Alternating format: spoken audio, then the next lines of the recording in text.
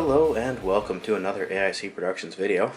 It's been a while since I've uploaded new content. I've been uploading some old stuff as I move away from some of my old channels, but I wanted to definitely get this year what I felt to be the best new laptop you could buy for under $200, and as of recording this video a few moments ago I did double check and this laptop is still $199.99 or $95 on Amazon. Where I did purchase this laptop, I'll put the link in the description, but it is an Acer Aspire 1. And let's go over a couple of the specs on the box here. They are on this side. Nope, other side. I was right. I did grab the right side first. Alright, let's see here. Let's focus on those if we can. Alright, so it is Windows 10 Home in S mode, which we can change out of S mode. I've done that on previous videos. This is what I really want to look at. It's an Intel Celeron processor, the N4000. And the reason why that's important to me is it is finally going to be one that can do DDR4 memory, which should be a lot faster, as well as be a lot more powerful. It is still just a dual core. The N3650 was a 4-core processor, and so I'm interested to see how this performs against that system. I do record all of those, and if I remember, I'll put a link to all my performance benchmarks in the bottom. It has just the Intel UHD graphics. It does have 4 gigs of memory and 64 gigs of eMMC storage, which is nice. It does have 802.11 AC plus Bluetooth, and the other thing on here that was important to me is it has a, does it show it on here? No, it doesn't show it on here. It does have gigabit Ethernet. So let's go ahead and open up the box. I did crack the seal on this just to make it easier to open on camera. Let me tilt this back so we're looking down. Alrighty.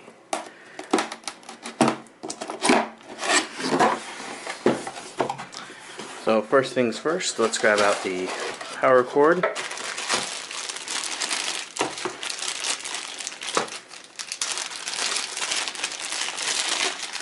Alright, so it does have just a standard power cable, which I appreciate because like the IdeaPad 120S has that bigger brick, kind of like the Apple style power plug, which can make it hard to plug into like a power strip. And this you can plug into a power strip a lot easier, and it doesn't take up any more room than a standard plug. Let's see, does it give us a very long cord? Some of these come with nice long cords and some of them come with ridiculously short cords.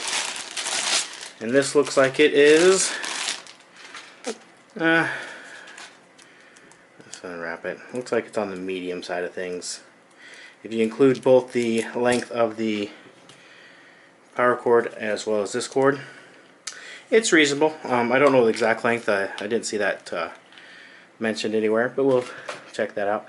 And then here comes the laptop itself. Now I have reviewed an Acer Aspire in the past, and the design of this laptop is very similar to that other one. Let's get the box out of the way.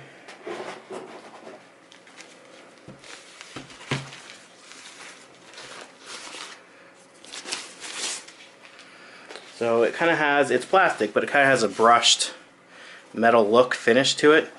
It's not too bad of a fingerprint magnet. The Asus I have, which is kind of falls under the same category, is a terrible fingerprint magnet, so it always looks bad.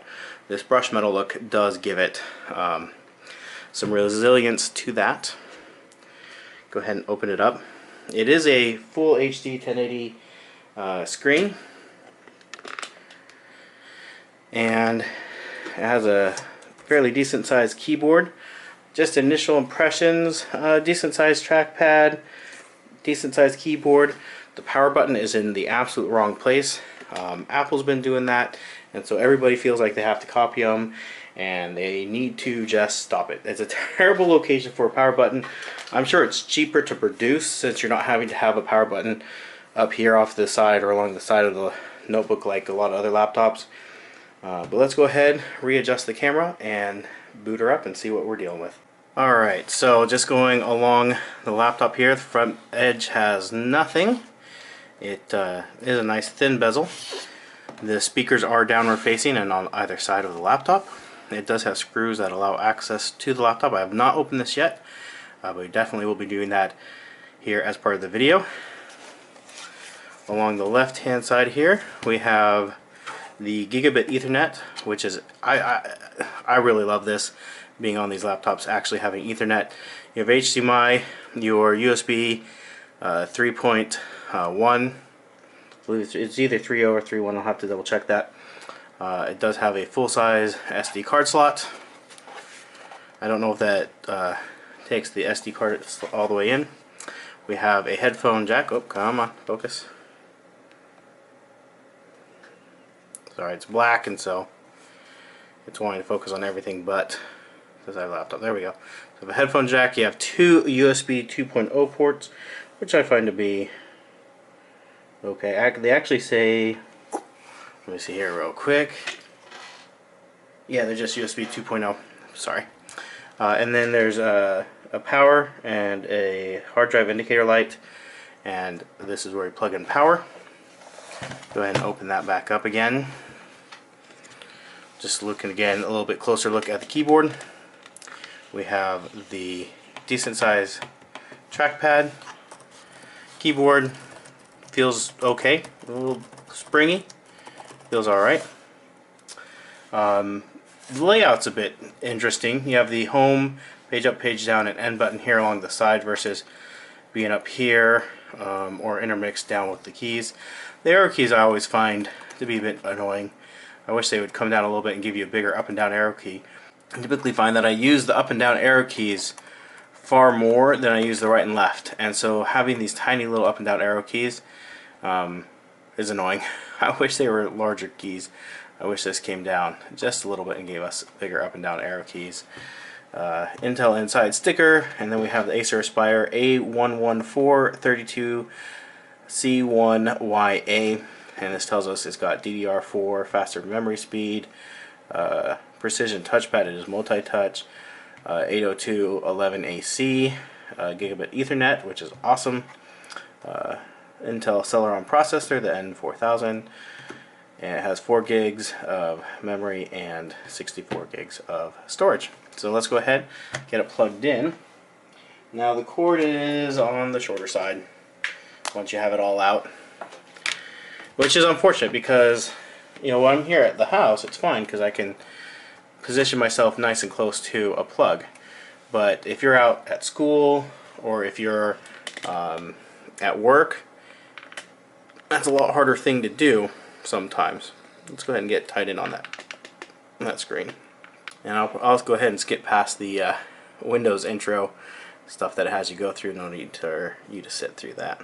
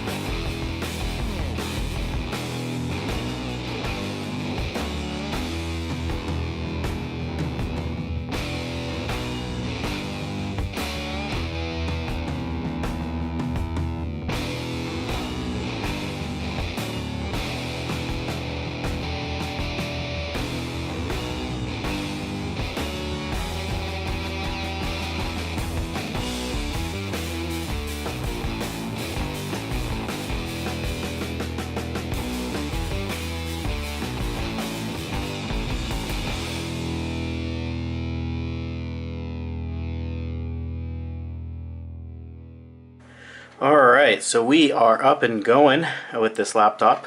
Let's go ahead and install Chrome. So we go to search for Google Chrome. I don't care that you think it's faster. I use both often at the same time. So let's go ahead and download Chrome. Accept and install, and we'll go ahead and hit run.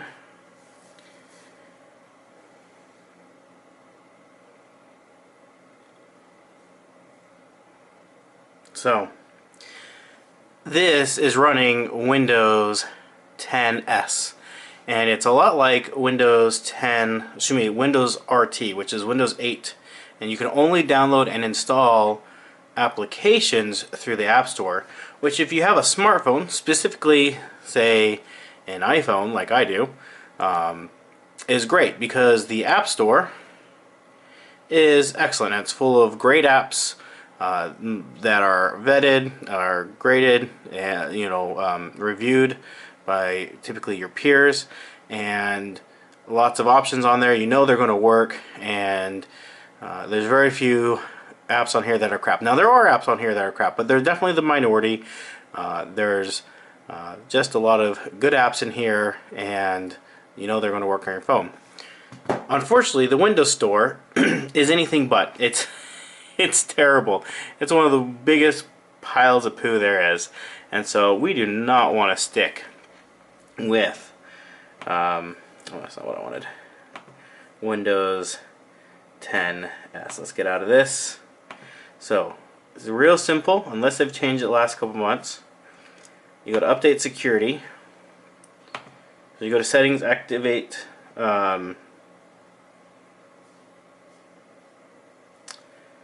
you go to settings, update security, activation, and it says switch to 10 home. Now some of these have been switching to Windows 10 Pro, which was awesome. I mean, that was a free upgrade to a more expensive version of Windows, and and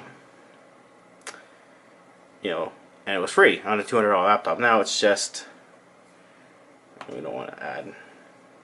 You're gonna make me do this? It's gonna make me do this. No, I don't want to do this.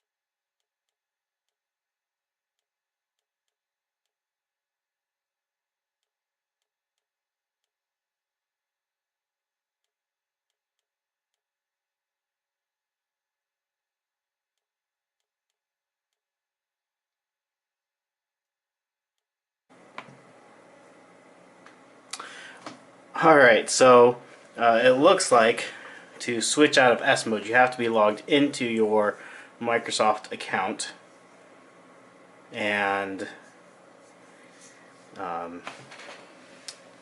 it will then let us switch out of S mode.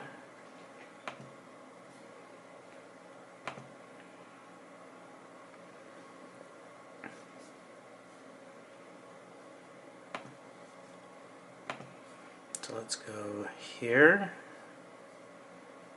and here, and properties. Happens pretty quick. So we're already at Windows 10 Home, so we're good. You're running Windows 10. So there we go. So it doesn't cost anything, but you do have to log in with your account. You didn't used to have to, but I guess you have to do that now, which is fine. You can have up to 10 devices under one account switched. I did go through, because I review so many laptops, I log into them. I had the full 10, so I had to log out of a few there. So now we should have no problems installing Google Google Chrome. And we're just going to do the same thing. Chrome web browser. And download Chrome. Accept and install. I'm going to run.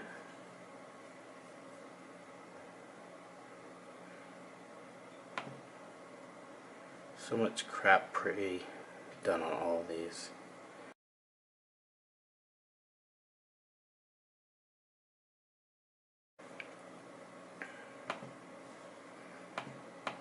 Oh, yes.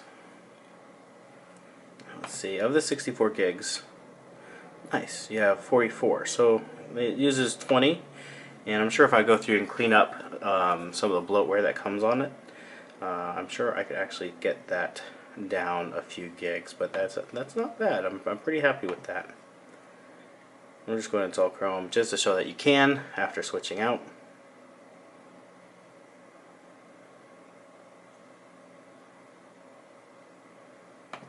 While we're waiting for that, we're going to do a performance test. We're going to do pass mark.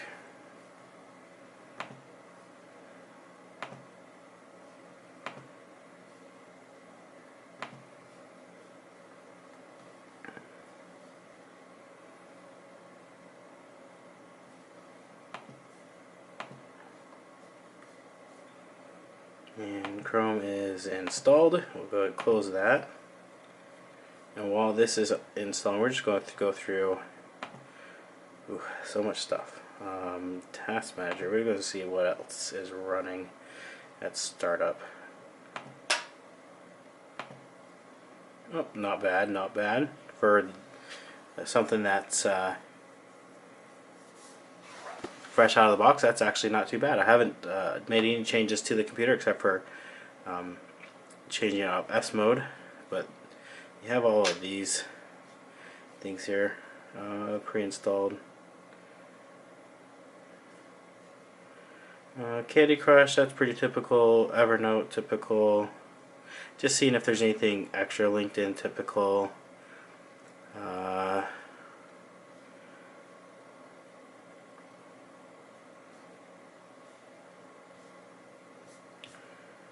I will say, just browsing around the OS, even though it's downloading something in the background, not unhappy. It's pretty snappy. Let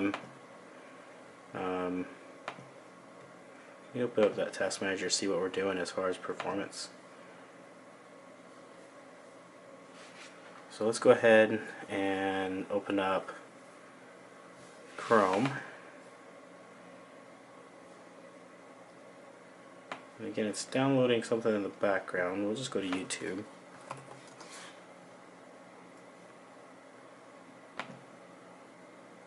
I like the click on the touchpad, it's real nice.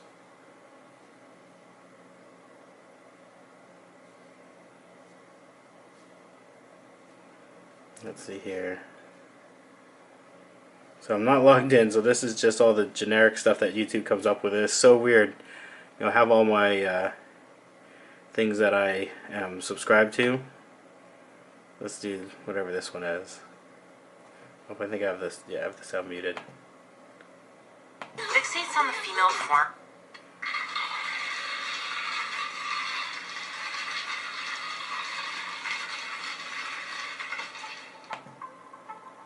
So it is running the CPU 100%, but memory looks good, 63%. It's usually the biggest downfall of these systems is the 2 gigs is just not enough. Let's go ahead and let's play music.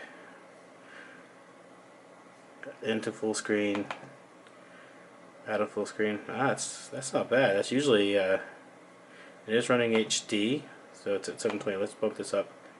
Yeah, that's as high as I'll go. Let's see, is there something else? What's the highest resolution we can set on this? Perfect.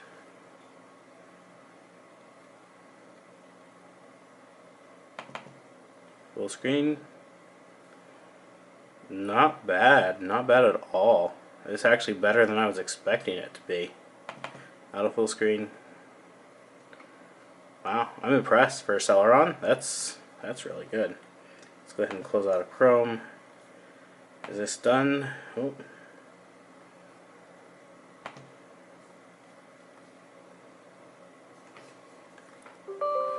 Yes, we want to set it up.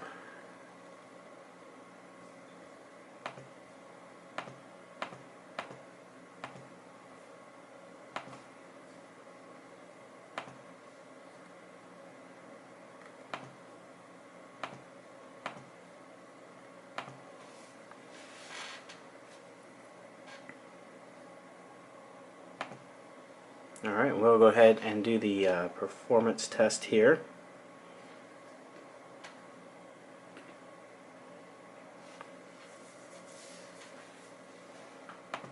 Continue. I have paid for Pass Mark, so I do own a registered copy of it. I do just on these because I'm doing just a quick test. I just do the trial. It's UHD graphics 600, which I believe the other Celerons in the past have been 400, so that is a step up, whatever that is. Alright, so I apologize, my camera died while I was doing the performance test, or just as I started the performance test, so I'm going to redo that here in a moment, but while I was letting my camera cool down, I'm going to go ahead and I've opened up the laptop obviously, and just want to go over it and show you what's going on under here. So it's always interesting to see what other platforms could be put into this machine here. Like, there's a big enough area here for an SSD or hard drive of some kind. Over here there's some obvious screw holes that could be used for M.2 SSD. If we come over here, this cutout obviously looks like it'd be perfect for a cooling fan. This system obviously does not have active cooling in it. It just has this big plate for thermal conductivity. This is where the actual CPU die is. In other systems, I have taken this off and found just either a thermal pad or really cheap thermal paste. I've replaced that with better thermal paste and have gotten better cooling and then better performance out of the systems by doing so, and I may do that with this system. I'm not going to do that anytime soon though. Here is the chip for the gigabit Ethernet. Show you that here real quick. AZ chip. Was that 63 or 5300G Slim. Coming over here, here's your AC wireless. That's the information on there. Sorry, it's upside down. And you could, in theory, forgo having wireless and have an SSD on here, because I mean you would still have a network connectivity through the gigabit Ethernet, or through a USB wireless if you wanted to, and still have a still have additional storage. I mean, that's an option. I believe you could put an SSD on here. I believe that's an acceptable form factor. Anything else on here that's interesting? Not that I can think of. What's the information on the battery? You have a 4660 milliamp hour. It says it's a two cell. So TYP is 4810 MIN. Nobody can tell me the difference between those two. I'd appreciate it. Maybe that's minimum, typical. I don't know. Don't know a whole lot about batteries, I'll be honest. Alright, let's go ahead. This was actually a really easy laptop to take apart. Not that you actually need to for anything. It's just this handful of screws, and the bottom did not fight me at all coming off. It just clipped off. Super easy, none of the clips broke, which I've had laptops with the clips broke just by breathing on them. So super easy laptop to disassemble if you wanted to replace the battery or upgrade your wireless, which other than maybe swapping this out for an SSD if you want to do that. I don't see any additional ports, any empty ports on here. I haven't unscrewed the board, but in the past when I have, there's been nothing on the other side and nothing under this plate of import other than the memory and the CPU. And since I don't have any thermal paste sitting around right now, I'm not going to take that off because I can't replace the thermal paste. Anyways, let's go ahead and get this back together and redo that performance benchmark.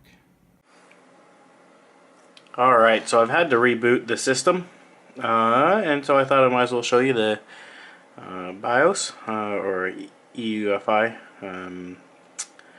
setting here. Let's see, you got the CPU info, BIOS version, total memory, asset tag, product name, manufacturer, function key is media key. Let me change that to function key, okay. Let open, resume, wake on USB,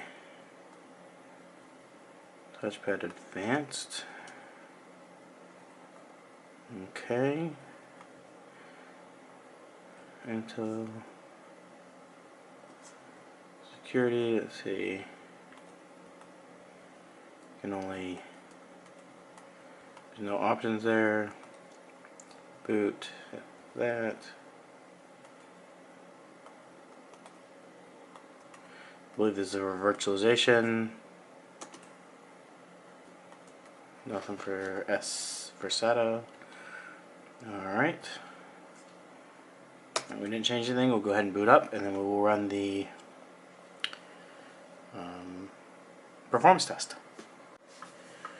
Alright, so after a little bit of finagling, I got the benchmarks to run.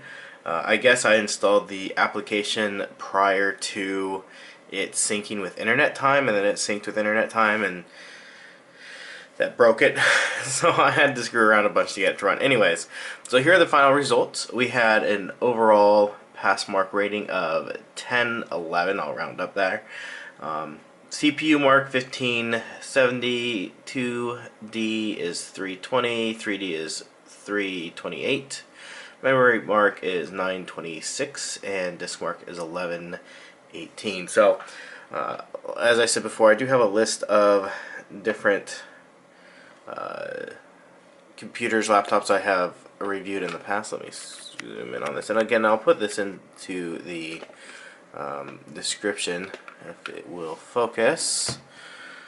Come on. Well, it doesn't want to focus, I apologize. But it'll be in the description. The ones that are the same colors, so like the yellow, the blue, and the pink, those are the same laptop that I've upgraded, made changes to. So you have the initial and the upgraded one. This is the laptop right here, the Aspire One A114-32-C1YA. And it falls about where I expected it to. Some interesting things. The HP Stream 11 Pro with its 4-core processor did better, but the 2D and 3D marks were definitely improved, as well as the memory. The memory was a big help there. The disk it performed very well for an eMMC. The ones that performed better were ones that I've done an SSD upgrade of some kind there.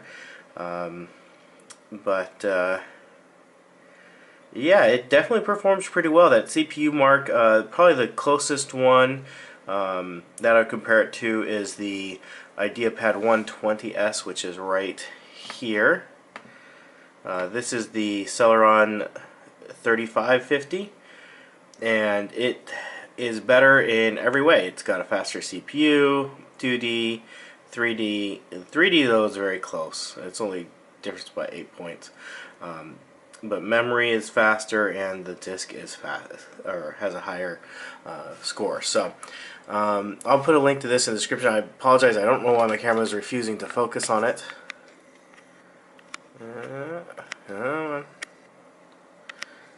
Let's try this again. Alright, no focus. Alright. So anyways, we'll ignore that for now. A link to this will be in the description. I also ran Cinebench and I got a score of 131. It was pretty slow on Cinebench to run because it is just a dual core with no hyperthreading. So it took a while to complete this. I did get 14 frames per second with the OpenGL. So again, this isn't a gaming laptop. It's not a workstation class laptop. What it is it is a multimedia use PC, and I've had multiple web pages open, YouTube, Facebook, and it has definitely taken everything I've thrown at it. I think having the 4 gigs of memory is a huge improvement. They definitely have made some improvements with the processor speed and responsiveness.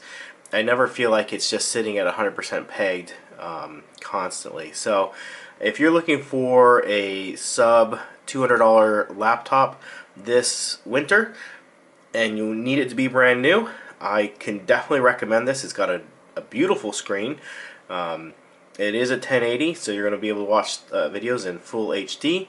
It has a very nice brightness to it. Oh, wrong one. There we go. It's nice and bright. The keyboard feels very good. The touchpad is actually very good. Way better than what you typically see on these laptops as far as pointing devices for the touchpad. It's multi-touch, has a nice tactile feedback to it. It's not mushy at all. It's easy to get the right and left click on there. It's a nice texture. You can tell the difference between it and the palm rest around it. It seems to have decent palm rejection when I was typing on it. The keyboard is okay. You know, it's not a Lenovo keyboard, but it'll do the job. It's better than the Dell workstation keyboard I have on a nearly $2,000 laptop I have for work. This is a better keyboard. Dell can do a better keyboard if a $200 laptop can have a better keyboard. The only real complaints I have on this is a lack of USB Type-C, which is still not something I use, but it is something that a lot of people use and is going to be more and more common. And I do not like the position of the power button. I've already hit it a couple of times in almost trying to hit the delete key. It's bigger than the delete key, and it's in a terrible location. In fact, even if it was just moved over here to the left, because you don't hit escape very often. At least I don't. I hit delete way more. I guess I do a lot more typing probably. But yeah, location of the power button and the absence of USB Type-C. Other than that, I think this is an excellent laptop, very responsive, and very easy to use, very easily recommendable. I will do a gaming video. I'll install Minecraft, some other games. If you have something you'd like to see that's reasonable. Again, this only has a 64 gig storage on here, and only 38.3 gigs is available at this point after installing some. Oh, not showing you the screen. There we go. So, you know, I'm not going to be installing any huge games on here because there just isn't the room for it.